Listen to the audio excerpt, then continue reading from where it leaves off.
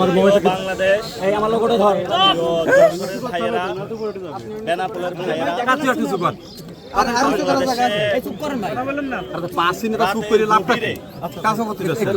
সন্ত্রাসী কাঁটাতার পেরিয়ে বাংলাদেশে পুশিন করার চেষ্টা চালাচ্ছে। এখানে মূল বিষয়টা হলো, যদি বাংলাদেশে কোনো অবৈধ এখানে কেউ থেকে থাকে তাহলে তো আইন কাগজ প্রক্রিয়ার মধ্য দিয়ে তারা হবে। তো রাতের আধারে চুপিসারে এখানে হলো রেখে তারপরে তারা চলে যাচ্ছে। এবং আমরা শুনতে পাচ্ছি সীমান্তের ওই পাড়ে অনেক মানুষকে তারা সমাবেত করেছে বাংলাদেশে পুশিন করার জন্য। আমরা সরকারের উদ্দেশ্যে বলতে চাই, বাংলাদেশের মানুষ কোনোভাবেই পুশিন মেনে নেবে না এবং পুশিন বন্ধে সরকারকে জরুরি উদ্যোগ নিতে হবে। সরকার যদি কঠোর হস্তে সীমান্ত হত্যা থেকে শুরু করে সীমান্তে মাদক চোরাচালান, এই সন্ত্রাসী কার্যক্রম ভারতীয় বাহিনী করে থাকে, এটা বন্ধ করতো, উদ্যোগ নিত পূর্ব থেকেই, তাহলে আজকে ভারত এই ধরনের সাহস পেত না। এবং গতকালকে স্বরাষ্ট্রমন্ত্রী যে বক্তব্য দিয়েছেন সালাউদ্দিন সাহেব, এটি একটি বাংলাদেশি মানুষদেরকে হত্যাকাণ্ডের মধ্য দিয়ে নিয়ে যাওয়ার একটি বক্তব্য দিয়েছেন এবং বাংলাদেশের সীমান্তবাসী যারা রয়েছে তাদেরকে তিনি অনিরাপদ করে দিয়েছেন। এই জন্য ওনার এই বক্তব্যটা প্রত্যাহার করতে হবে এবং সাথে সাথে বাংলাদেশে কোনোভাবে যাতে পুশিন ভারত করতে না পারে সেই বিষয়ে সরকার পদক্ষেপ নিতে হবে। আমরা এখানে যে এসেছি, ভারত থেকে বাংলাদেশে কয়েকটি পরিবারকে তারা পাঠিয়ে দিয়েছিল এবং তারা মানবেতর জীবন যাপন করছিল এখানে, আমাদের ঠিক সামনেই। আমরা আসবো এই শুনেই গতকালকে রাত্রে তাদেরকে আবার তারা নিয়ে গিয়েছে। এখন আমরা তো সকল সীমান্তে বিভিন্ন জায়গায় যাব, মিছিল নিয়ে যাব, আর তারা নিয়ে যাবে। তারা এখানে প্রবেশ করালো কিভাবে, সেটাও তো সরকারের কাছে প্রশ্ন। সেখানে সরকার পতাকা বৈঠক করেছে, সেখানে কোনো ফ্রুটফুল সলিউশন আসে নাই। তাহলে সরকারের যে ফরেন পলিসি এবং স্বরাষ্ট্র যে নীতি আছে, সেটা আজকে বাংলাদেশের মানুষের সামনে স্পষ্ট হয়েছে যে এটা ভঙ্গুর একটা নীতি, যেটা বাংলাদেশের নাগরিকদের নিরাপদ করতে পারছে না।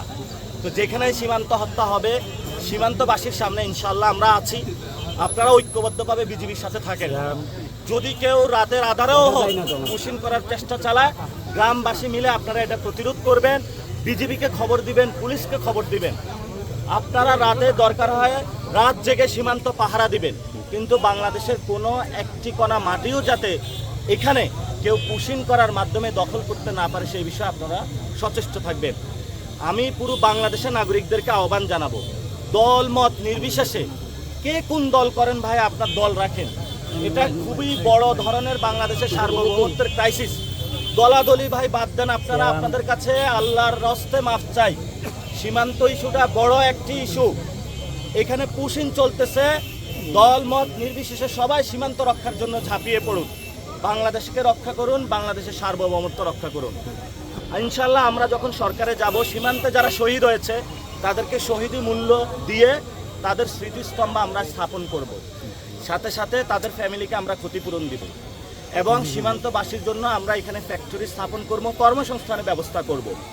আমাদের গভর্নমেন্টের ইনশাল্লাহ ভবিষ্যতে প্রায়োরিটি থাকবে সীমান্ত এলাকায় স্কুল নির্মাণ, সীমান্ত এলাকায় হসপিটাল নির্মাণ, সীমান্ত এলাকায় কর্মসংস্থান তৈরি করা, সীমান্তের যে বাহিনী আছে এটাকে শক্তিশালী করে বিশ্ববাসীকে জানান দেওয়া।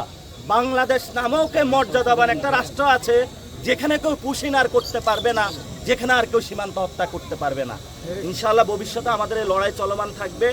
আজকে আমরা এসেছি, যেই পরিবারটা ছিল গতকালকে রাত্রে আমরা আসার খবর শুনে তারা নিয়ে গিয়েছে। এটা হলো শুভেন্দু অধিকারী সরকার বা বিজেপি সরকার করছে, তা আমরা সরকারকে আহ্বান জানাই, সরকারের কঠোর হওয়া প্রয়োজন, সরকারের এখানে নম হওয়া প্রয়োজন নাই। বাংলাদেশের মানুষ আপনাদের এটা একটা লিটমাস টেস্ট, এই লিটমাস টেস্টে যদি আপনারা ফেল করেন তাহলে কিন্তু বাংলাদেশের মানুষ আপনাদেরকে ফেল করে দিবে। কারণ বাংলাদেশের মানুষ সার্বভৌমত্ব স্বাধীনতার প্রশ্নে আপোষ করবে না, কারণ এটা আমাদের বাপদাদাদের রক্তে কিনা স্বাধীনতার জন্য কোনো ভোট ব্যাংক হোক বা অন্য কোনো কায়দা কানুনের কাছে আমরা আপোষ করব না। স্বরাষ্ট্রমন্ত্রী বক্তব্য প্রত্যাহার করতে হবে, সীমান্ত নিরাপদ করতে হবে, বাংলাদেশে ভারতকে কড়া বার্তা দিতে হবে, কোনো পুশিন চলবে না এবং সরকারকে কঠোর হস্তে যাতে পুশিন করতে না পারে সেই পদক্ষেপ নিতে হবে। কোনো পরিবারকে আমরা বাংলাদেশের অভ্যন্তরে দেখতে চাই না ইনশাআল্লাহ, এবং সীমান্ত জিরো করতে হবে। সাথে সাথে